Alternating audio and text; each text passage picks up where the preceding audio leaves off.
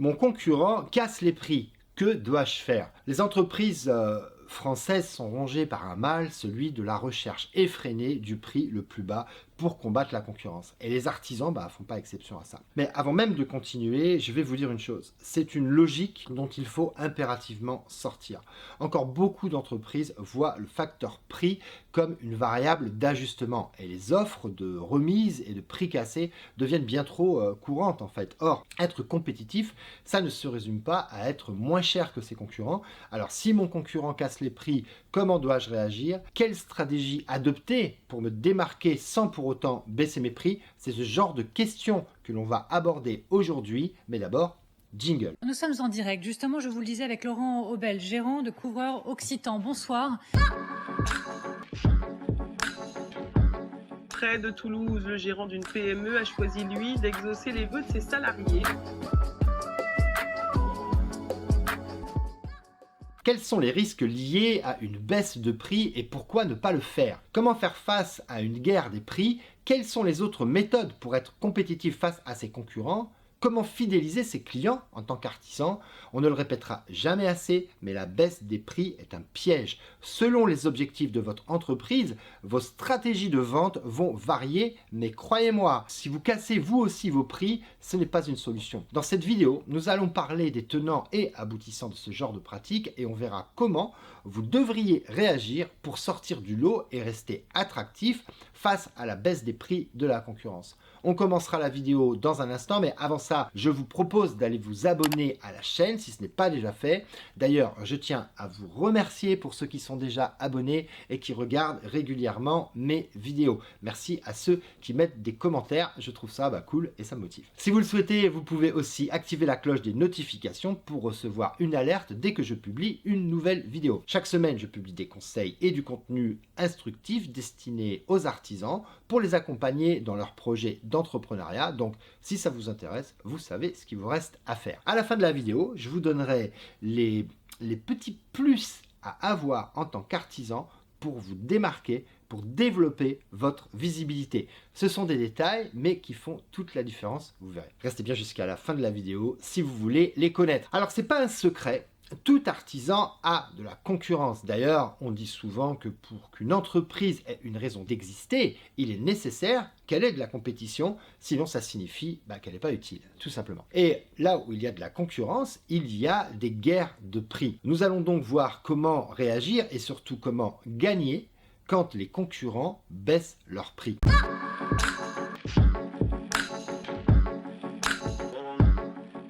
La finalité sera de réussir à devenir compétitif hors prix. Mais vous vous posez peut-être la question de savoir pourquoi baisser ses prix ne fonctionne pas. Pour expliquer ça simplement, une baisse de tarif vous contraint à une réduction des coûts au détriment de la qualité du service que vous proposez à vos clients. S'ensuit après une perte mécanique d'attractivité qui entraîne une baisse des ventes ou des contrats et une hémorragie de clientèle qui risque de déclencher une nouvelle baisse de prix. Bref, c'est une spirale infernale. Je pense que vous l'avez compris, mais mon premier conseil, ça va être de ne surtout pas vous engager dans cette guerre des prix. Je sais que ça peut être tentant de simplement baisser les prix jusqu'à ce que vous égaliez ou battiez vos concurrents, mais ça ne fonctionnera pas du tout à court terme. Parce que casser les prix, ça implique d'avoir beaucoup d'argent en réserve pour amortir vos pertes. Et sur le long terme, comme je vous l'ai expliqué, ça n'aura plutôt que des répercussions négatives. En plus de ça, quand vous baissez vos prix, ça peut vous donner une image low cost, ce qui n'est franchement pas attractif aux yeux de la clientèle. En réalité, les clients cherchent bien plus que de réaliser de bonnes affaires, et même si vous baissez vos prix, ils seront toujours aussi intransigeants à propos de la qualité de vos services. Donc rapidement, on se rend compte que baisser aussi ses prix n'a pas grand intérêt. Il va donc falloir prendre des mesures concrètes pour lutter contre la baisse de prix de vos concurrents en passant par d'autres moyens, et on va s'y intéresser de plus près. Pour assurer la pérennité de votre entreprise artisanale, surtout si elle est petite, vous n'avez pas le choix. Il faut faire revenir les clients, les fidéliser.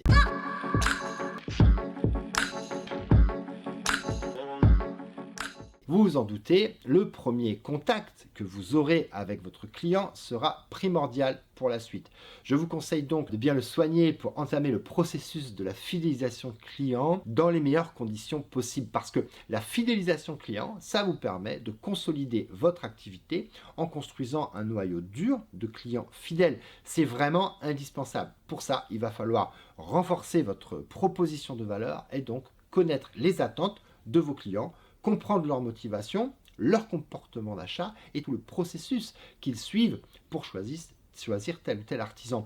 Une fois que vous aurez bien compris leurs attentes, vous saurez proposer un service adapté à leurs besoins qui sera donc forcément attractif pour eux. C'est une étape cruciale à ne pas négliger. L'objectif est de trouver le petit plus que recherchent réellement les prospects pour les transformer en clients et les faire revenir. Il est donc très important de valider votre proposition de valeur auprès de votre clientèle et de bien comprendre ce qui représente la valeur pour elle, c'est-à-dire pour quelles caractéristiques elle est prête à payer davantage.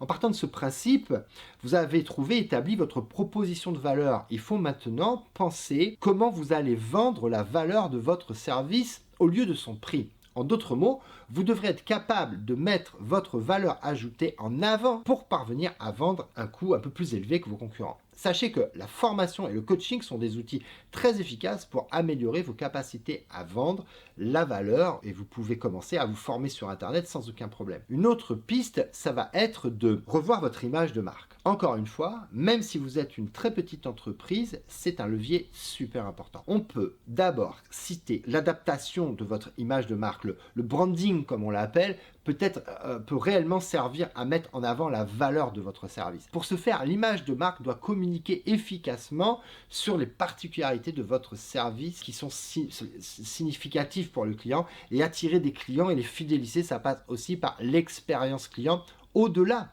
de la satisfaction de votre clientèle. L'expérience client, ça englobe tout ce qui est vécu et ressenti par le consommateur lors du processus d'achat. Il faut donc que vous teniez compte de chaque étape par laquelle votre client passe pour faire affaire avec vous et optimiser ce process qui sera alors un facteur déterminant de rétention, de récurrence et de loyauté chez vos clients. Plus concrètement, pour comprendre les attentes de vos clients, demandez-leur ce qu'ils recherchent exactement, quels sont les critères de décision. Ne supposez pas. La qualité de votre écoute, c'est ce qui vous permettra de réellement comprendre les attentes et besoins de vos clients.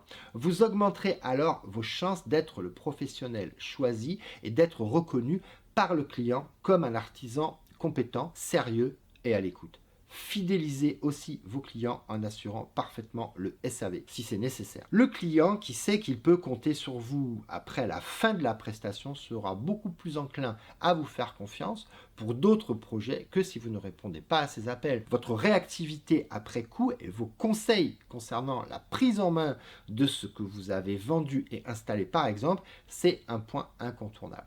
Si vous voulez satisfaire votre clientèle, c'est nécessaire. Ce qui me permet de rebondir sur un élément majeur qui vous permettra de fidéliser votre clientèle, répondez systématiquement au téléphone et aux mails de vos clients. Fondamental. Le reproche numéro 1 par des clients à l'égard des artisans, c'est qu'ils ne sont pas joignables et qu'ils ne rappellent jamais. Donc, si vous vous démarquez des confrères en étant réactif, le client s'en souviendra et le dira autour de lui. Votre qualité de travail plus votre réactivité, c'est la combinaison gagnante aux yeux des clients. Donc même si vos concurrents sont compétitifs au niveau des prix, ce que vous proposez en termes de qualité et de service et d'expérience client est bien plus intéressant. Vous êtes maintenant plus compétitif que lui, hors de prix. Un autre moyen de fidéliser les clients, c'est de leur demander quels sont leurs projets futurs et notez-vous sur votre agenda de les recontacter à ce sujet. Ne soyez pas dans l'attente de l'appel, devancez le besoin et recontactez-le à ce moment-là. Maintenant, comment entretenir le contact avec vos clients déjà existants? Ça semble logique, mais c'est essentiel. Il faut toujours garder contact avec un ancien client, tout simplement pour qu'il n'aille pas voir ailleurs. Tant qu'il y a cet échange, il y aura des répercussions positives sur le long terme. Et c'est beaucoup plus simple que vous l'imaginez. L'idée étant de toujours rester présent dans son esprit. Un mail à l'occasion vous permet de lui rappeler la bonne expérience qu'il a eue suite à votre travail ou au passage et de lui glisser une petite plaquette des différentes prestations que vous proposez par exemple. S'il n'avait plus vos coordonnées, c'est l'occasion pour lui de les noter et de repenser à vous. En ce qui concerne la fréquence de ces prises de contact, je vous recommande d'être régulier, tout simplement, mais sans être insistant. 3 mails par an, c'est tout à fait raisonnable pour se montrer à la fois dynamique et dans la démarche de fidélisation, sans pour autant inonder la boîte mail de vos clients. Par contre, attention à la RGPD. N'envoyez surtout pas de mails chaque mois parce que ça pourrait être perçu comme une démarche commerciale intrusive et à la fois dérangeante et contre-productive. Si vous voulez des exemples de motifs et de mails ou de moments dans l'année qui peuvent être pertinents pour entretenir la relation avec vos clients, je vous en citer quelques-uns. On peut déjà, le plus important je pense, c'est citer les vœux en fin d'année. C'est une première occasion de vous rappeler aux bons souvenirs de vos clients et l'avantage, c'est que votre démarche de fidélisation sera discrète et considérée comme un témoignage d'attention et de politesse. Ensuite, en fonction de votre spécialité, dans l'artisanat, suivez les saisons propices à la réalisation de telle ou telle prestation et envoyez vos mails à ces moments stratégiques. Et enfin, vous pouvez communiquer sur vos actualités de manière plus générale s'il y a des événements particuliers à noter. J'ai parlé rapidement de branding et de l'image de marque, mais j'aimerais maintenant aborder la question du marketing à proprement parler. Communiquer directement avec vos clients, c'est comme on l'a dit, indispensable, mais réussir à rester dans leur esprit par d'autres moyens, c'est possible. Et qui dit stratégie marketing dit inévitablement réseaux sociaux. Aujourd'hui, vous le savez, les réseaux sociaux, ce sont des leviers essentiels de votre stratégie et fidéliser sa clientèle, ça s'effectue principalement sur Facebook, Google ou encore Instagram, LinkedIn. Créer une page professionnelle sur ces réseaux sociaux, ça va être un atout supplémentaire pour atteindre cette notion de fidélisation. Vous pourrez inviter vos clients à aimer votre page, déposer un avis ou bien tout simplement suivre votre actualité.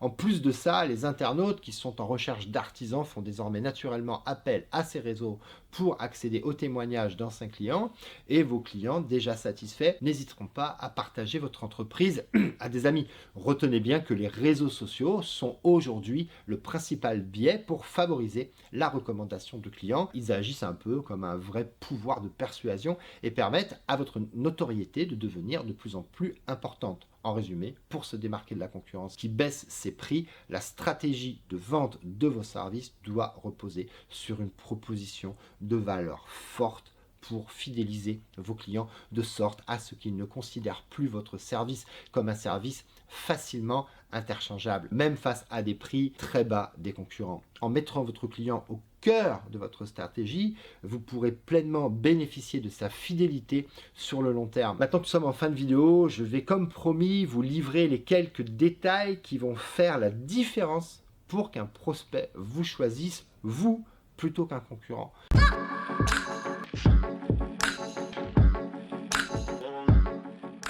Même si ce concurrent propose des prix bien plus bas que les vôtres, vous allez voir ça. La première chose que je puisse vous conseiller, c'est de créer des supports de communication efficaces. Un flyer avec votre logo et vos coordonnées, un autocollant avec votre logo et bien évidemment des cartes de visite professionnelles. Et rien que ça vous permettra de vous démarquer si les supports sont qualitatifs et bien évidemment, surtout, ça vous permettra d'être visible. Pour les cartes de visite, il y a des sites spécialisés pour en créer avec telle ou telle texture de papier. Bref, vous êtes libre de réaliser un support unique. Moi, je vous recommande plutôt d'avoir affaire à un professionnel qui pourra vous guider. C'est ce qu'on a fait nous personnellement. Faites attention au prix. C'est pas forcément un gros investissement que des cartes de visite, donc n'hésitez pas à faire quelque chose de chouette et qui sort de l'ordinaire. Faites-vous conseiller. Après, évidemment, il y a le site internet, donc vous devez montrer des photos avant, après, parce que ce type de contenu est très apprécié et permet de donner un aperçu de votre travail. Vous l'aurez compris, l'aspect visuel est très important. Donc, veillez à bien le soigner pour faire la différence. D'accord? Ça, c'est très, très, très important. Donc, un très bon moyen de fidéliser également vos clients, c'est d'en faire des fans. Moi, je dis souvent que les fans sur les réseaux, ça sert à rien, sauf quand ce sont des anciens clients ou sauf quand ce sont des clients. Parce qu'en fait, ils vont devenir les ambassadeurs de votre entreprise, ils vont défendre votre entreprise ou être les porte-parole de votre entreprise auprès des autres internautes et par cette action, ils s'engagent en fait tout simplement à reconsommer, à reacheter chez vous et à vous être fidèles. Donc c'est une vraie stratégie gagnante. Voilà, j'espère que cette vidéo vous a été utile. Si vous avez des amis artisans qui sont peut-être victimes d'une concurrence qui leur fait un petit peu mal, Partagez-leur cette vidéo. Je peux vous garantir qu'en tout cas, baisser les prix face à des concurrents n'est pas la meilleure chose à faire. Elle vous mènera dans le mur. Réfléchissez autrement. Cette vidéo était là pour ça. Merci de l'avoir suivi jusqu'au bout. Mettez un petit pouce bleu si elle vous a été utile. Et on se retrouve la semaine prochaine pour de nouveaux conseils dans la main forte. À la semaine prochaine. Bye bye.